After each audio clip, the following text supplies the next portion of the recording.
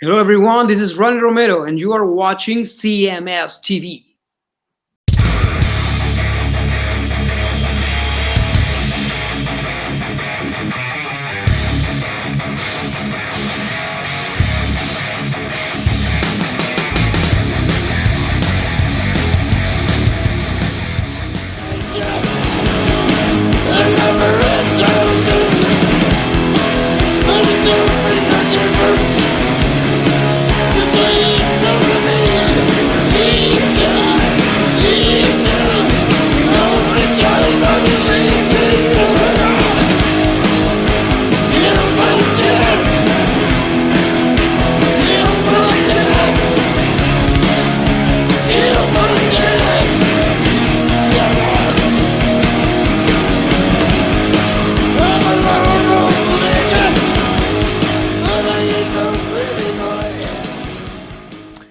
It is Chris Aiken Presents, and I, of course, am Chris Aiken. And today on the show, it doesn't get more legendary than this. I mean, my goodness, this guy, the greatest band ever, as far as I'm concerned, the mighty Motorhead, and he served that band proudly for the run of that band. He's obviously now the Scorpions drummer as well. But we're here to talk Motorhead today with the one, the only, the mighty Mikkey D. Mikkey, how are you, man?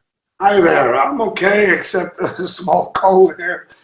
My voice is kind of giving in on me, and typically I have a good press day today, and sure, I see them babble away, but you can still hear me though. Yeah, I can hear you, and Lord knows it's great to talk Motorhead, at any point these days, especially, after obviously with Lemmy's passing and kind of the ending of the band. So let's start there, Mikkey. Obviously the you guys have reissued Bad Magic, as now known as Bad Magic, Seriously Bad Magic, and got a couple new tracks on it, got a live show on it. It's a nice package for fans. So let's start there, man. Talk a little bit about this release and how and what made you guys decide to revisit this record again. Well, it's yeah, where do I start? It's a great record.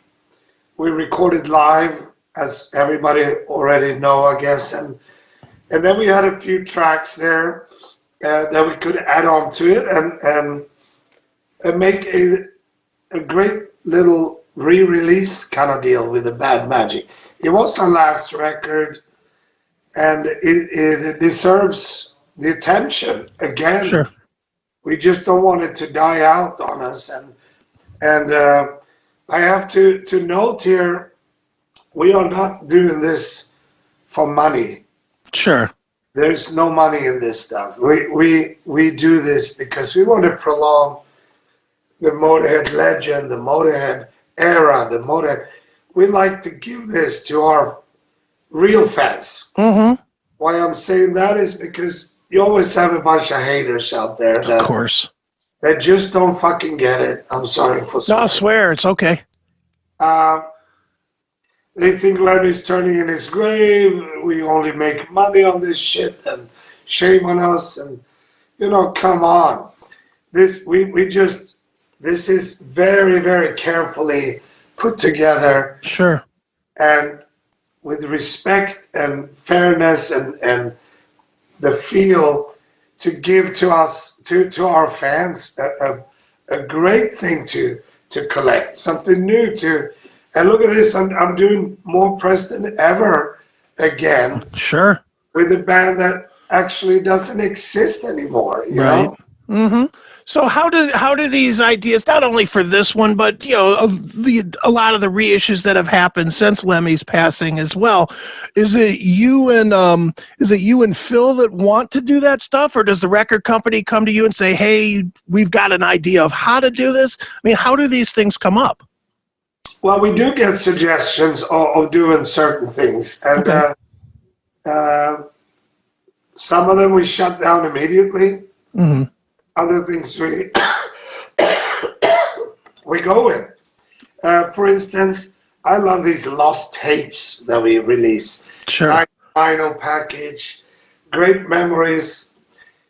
Yes, it's not the best recording quality-wise because it's usually old shows recorded in a crappy way. It's not recorded with the proper studio equipment. So, but it gives you a collector's item. It gives you a new item, and to continue carrying on the Motorhead thing, because we all know that there's a huge demand still for Motorhead out there, and that's what we try to satisfy with tastefully releasing some stuff that we know our fans, the real fans, not the moron haters, right, are going to like. And most of all, we like it. Right. Certainly. And one of the complaints I always hear is that you guys always release live stuff, because there is 10 zillion live shows that are out there for people. And I'll tell you, just for me as a Motorhead fan and somebody that saw you guys 15, 18, 20 times, you can put out every show you ever played and I'll buy it, because, every show was different. And that's what I don't think the casual fan understands. Yeah, a lot of the songs were the same, but every show that you guys did came with a different energy, a different power, a different, vibe to it. Just even me, just seeing the band, numerous times, every show felt different. And I think that comes through with the way you guys have released the live things, no? I think so, because it's just, we just don't want to give up Motorhead. And we know that our real fans out there feel the same way, When we are long gone, I still think Motorhead will be active, for 50 more years. Sure. We are just prolonging Lemmy's dream and the Motorhead era, and try to keep it in the loop still. Right. We're getting front pages of the biggest rock mag. I just had 13 pages in Sweden Rock Magazine. Wow. They wanted to do 4 or 3, and it turned out to be 13. Wow. So, has nothing to do with money. We're making nothing of this, really. It's just a gift that we feel that we can give our real fans, and it feels great to do. Certainly. So I'm gonna say shame on you guys that are these fellas that just doesn't have the common sense to see the big picture in this. They stop listening to us, as far as I'm concerned. Right. Hate us as much as you want, and fuck off, basically. Right. I hear you, man. Well, dude, It pisses me off, really. I hear you. Well, yeah. We put in a great effort in this, and this is exactly what Lemmy would have loved to do. We go back to, for instance, and that's kind of funny, I should not interact with these idiots, but one time I did, because he was such a nasty fella, when we released our whiskey, and this guy exploded, obviously, on it, but Lemmy's rolling around in his grave about this, and fuck you guys, and trying to make money on a dead man, and it was really nasty, and I could not just shut up. So I said, if you were a real fan, you also would have known that Lemmy's the one that fucking started this, before he passed away. He wanted his own whiskey. He wanted his own bourbon. He wanted these drinks out on the shelves as Motorhead. So, but obviously you're not a real fan, so you can piss off, basically, Right. The same thing here. It's like we get so many nice comments about this because we put in a huge effort. And I said it in an earlier interview. They send a cover back to us, and we go, well, we want to change that little error. It should point this way, and maybe the lettering should be this and that, and it goes back and forth. We're driving them crazy, because we want it right. Right. So it's, in my opinion, it's being made with heart and soul and the respect to Motorhead as a band, you know, and I see a problem with that. And yeah, what can I say more? Right. No, you're right. You're absolutely right, man. Well, Mikkey, tell me about the song "Greedy Bastards," which is one of the, one of the singles and one of the songs that we had not heard before. Tell me a little bit about that single and where it came from and how it came to be out now. Well, if I remember right, we wrote the song. It was actually supposed to be on the record. Okay. If I'm not mistaken. But we were kind of done a little early in the studio. It went quicker and better than we thought, to tell you the truth. And we recorded it live, so we expected maybe a little longer time in the studio. But Lemmy was kicking ass, even if he didn't feel too good. So we were done, and then we recorded some of the covers that we did. The David Bowie and Rolling Stones, and and they turned out better than we thought were going to be. Mm-hmm. Especially the David Bowie one. I mean, we wanted to do the Stones' "Sympathy for the Devil" in a Motorhead version. Right. To try to cover Stones it's ridiculous. It's like what I said for bands that try to cover Motorhead.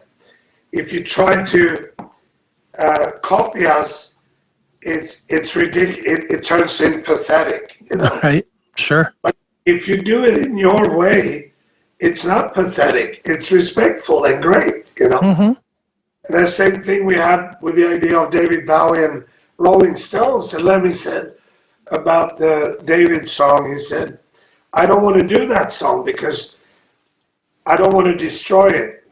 Sure. And we said, "Now, come on." And we insisted for him to give it a shot. And he did, and it turned out to be probably one of his favorite songs that we did. So nice. That entered the record, and some songs had to step aside. And for no particular reason, really. It was just too long for the vinyl. Right. Sure. Too much material on each side. So sure. And I'm kind of glad that we did, because here we are today releasing two decent songs, Absolutely. No, you're right. And I want to piggyback off what you said about bands trying to cover you and tributizing Motorhead and whatnot. The biggest band in the world after Lemmy's passing, tributized Lemmy obviously with the Murder One song from Metallica. Right.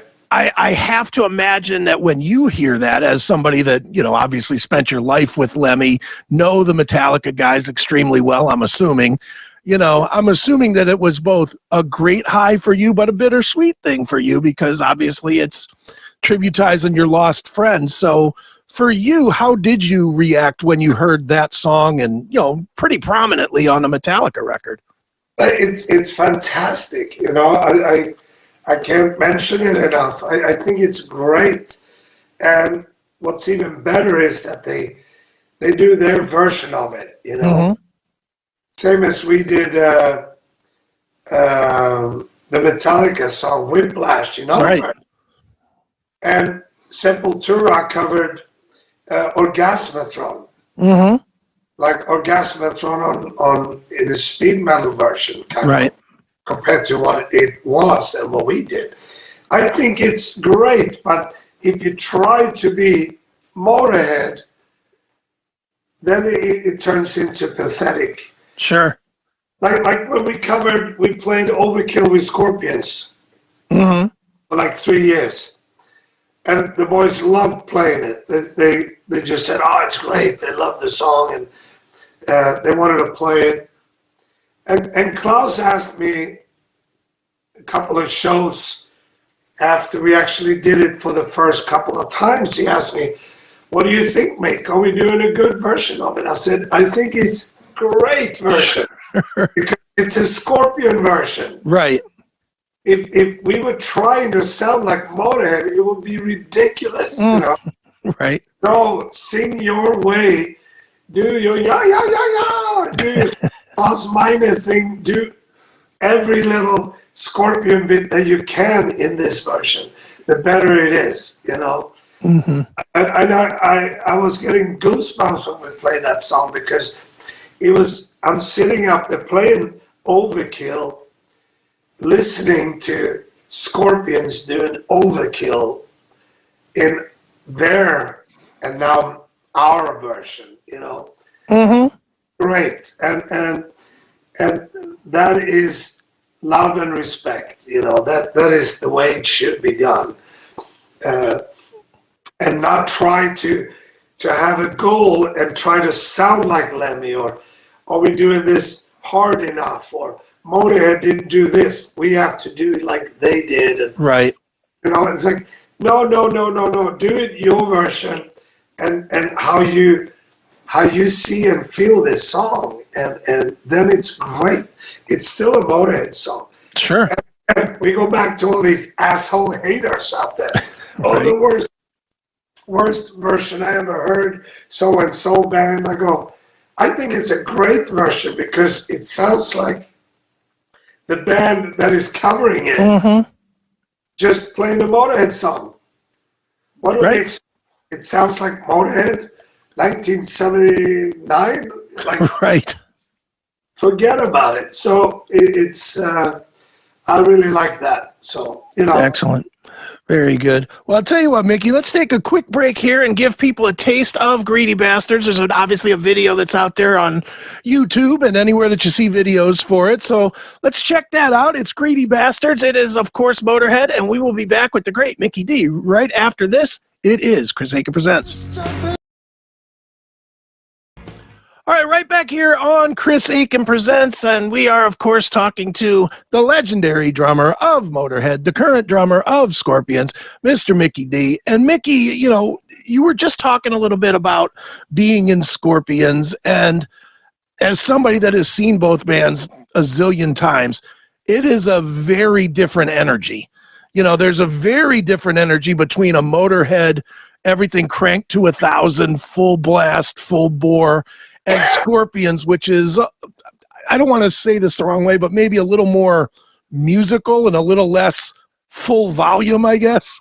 You know, More controlled, yes. yeah. So for you as a drummer and as somebody that spent so much of your life playing hard, fast, and loud, how much of a adjustment was it for you to sit full time into a band like Scorpions?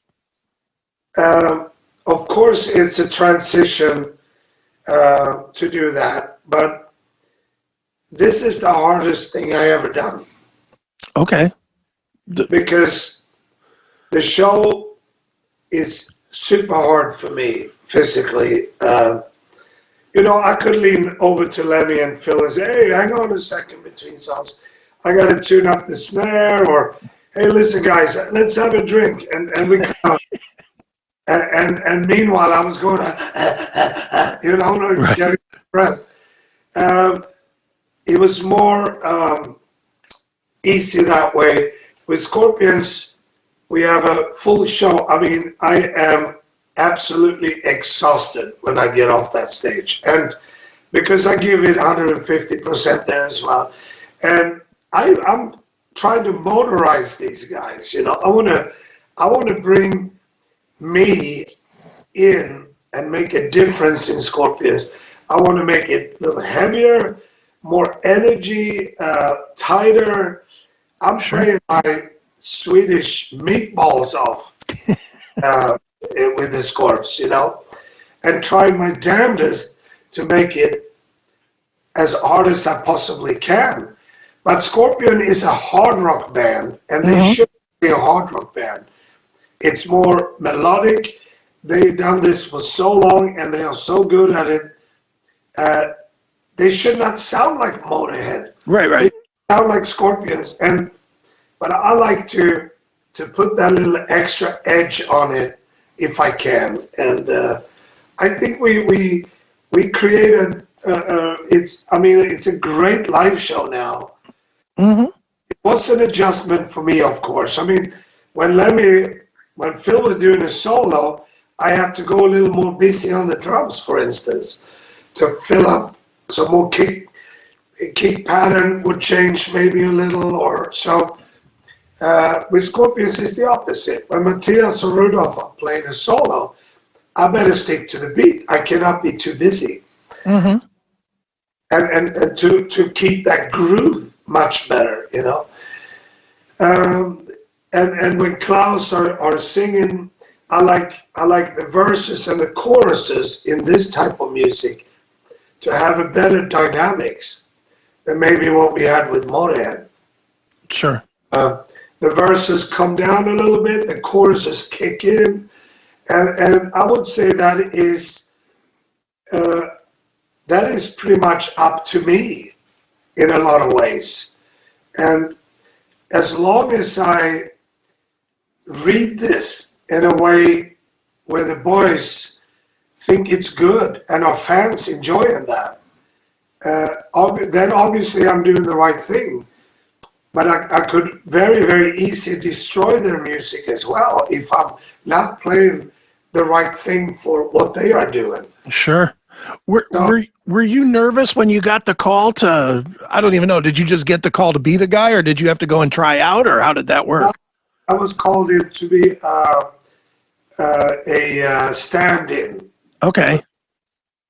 James was struggling a little bit with his health, and they just needed someone to come in and be a backup, basically. I was on the bench, and that was great. So, no, I wasn't nervous when we actually decided what to do. I saw it more as a challenge. Okay. With Motorhead, in the end, a lot of it was routine, and we had a very small framework to work within, which was great with Motorhead. But this was a new challenge for me, you know. Mm-hmm. I was tasting it a little bit when I played with Don, you know. Sure. Before Motorhead, coming from King Diamond into very straight ahead 4/4, yeah. West Coast rock kind of. Mm-hmm. It was a huge transition, and then equally huge transition to go to Motorhead. Right. From Don, because I felt that I belonged in the heavier division. Motorhead was perfect. And now, coming into Scorpions, I feel just right at home, you know. Sure. Definitely. And when I do my drum solo and stuff, I get so much out of. I don't need to sit there and show off, and I don't need to be the best drummer in the world, or you know, I'm just a very good drummer. I'm a decent drummer, and I think I played better than ever. And I want to create a good show with the 5 of us. That's it, you know. Right. Certainly. Well, you guys are certainly doing that. I want people to leave with a smile and say, man, that was a great show. And gosh, I mean, they sounded fucking heavy today, you know. Right. Rocking. Right. Very good, man. Well, Mikkey, you know, one of the things, I'm going to swing it back to Motorhead for 1 or 2 more questions. One of the things that people heard about a lot after Lemmy's passing was the Lemmy Bullets. You know, the bullets that were distributed with Lemmy in them, basically. I never heard if you did or did not get one. I'm assuming you probably did. But my question is more, was it known that he was planning to do something like that? Or was that totally kind of out of the blue that just showed up after his passing? Well, I really don't know too much about it, to tell you the truth. Okay. I really have no comments about it because I don't know too much about it. Okay, fair enough. So, then we'll move past that. Well, let's go back to the new release, Bad Magic, Seriously Bad Magic. You have the other single that is out there that people can hear, new track, Bullet in My Brain, has a video for it, has a lot of really fun kind of behind the scenes footage of you guys in the studio, which, you know, as much Motorhead material is is out there. There's not a ton of that. There's not a ton of you guys in the studio, you know, kind of being yourselves creating. Was that purposeful that you released this now, or was that just kind of the material that you had? I mean, how did that material end up on the video? Well, we thought it was, the Greedy Bastard is like almost a scary, badly animated, Yeah. which is so dark and scary in a way. It's almost nasty, and I like that. And Bullet in Your Brain is a completely different vibe and a different. So we thought it's just great fun to share that with people, because we know there's not enough material out there when we goofing off or working or Right. So I think it was a perfect mix, basically, of what we can do. Some old footage and I like it. Yeah, no, it's a great video, definitely, and we will play it in just a second. But for now, to wrap this up, Mikkey, you obviously have Bad Magic, Seriously Bad Magic out there. You have Rock Believer out there as well, if you're a Scorps fan, which is, I'll say it, it's the best album in years from Scorpions, and I'm thinking that has something to do with you bringing a little bit of that energy and that fire back to them. So. Great release as well. So, Mikkey, where should we tell people to go to keep up with you and where you're going to be and tour dates and all that kind of stuff? Well, Scorpions, we start in South America now in April. Okay. And we do a few shows together with Kiss. It's going to be great fun. And then we have Europe up till mid-July. Okay. And people can follow me on my Instagram, Mikkey D Official, or Facebook, Mikkey D Official. And I always put out a lot of little fun backstage or personal videos. And I keep telling people what's happening, Sure. I kind of like it. If you use social media in the right way, I think it's great, but it's a fine line where it becomes crazy, and I try to keep it on the commerce side. But I do release a lot of little videos from the studio with the guys, and explaining some of my drum stuff or Cool. normal stuff, or just when I do something special, I guess, and also with tour dates and stuff like that. So, or just go to Scorpion website and you'll see all the dates that we do. Excellent. Well, one more time, Motorhead Bad Magic, Seriously Bad Magic. It is available. Make sure you buy it. Don't just stream it. Buy it. It's worth the purchase. And what we'll do now, Mikkey, is we'll wrap this up with the video for Bullet in Your Brain. And Mikkey D, thanks so much for joining me once again here on Chris Akin Presents. Thank you very much, and see you out there on the road.